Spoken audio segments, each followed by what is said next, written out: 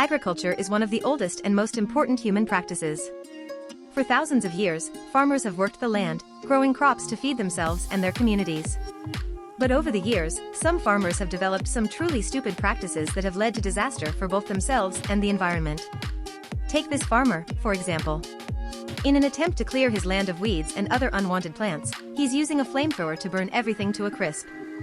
Not only is this incredibly dangerous, it's also incredibly stupid. Burning the soil like this destroys all the beneficial microbes and nutrients that are essential for healthy plant growth. Some farmers think that using as much fertilizer as possible is the key to getting the biggest and best crops. But in reality, using too much fertilizer can be incredibly harmful to both the environment and the crops themselves. The excess fertilizer can run off into nearby waterways, causing harmful algal blooms and fish kills. And if the fertilizer is not properly balanced, it can actually harm the plants, leading to stunted growth, reduced yield, and even death.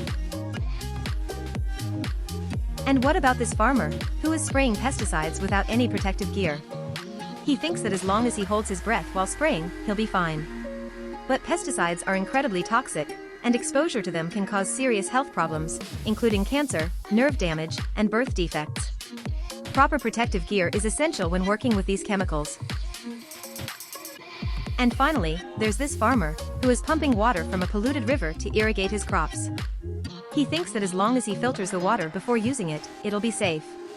But filtering can only do so much, and polluted water can contain all sorts of harmful chemicals and bacteria that can make both the plants and the people who eat them sick.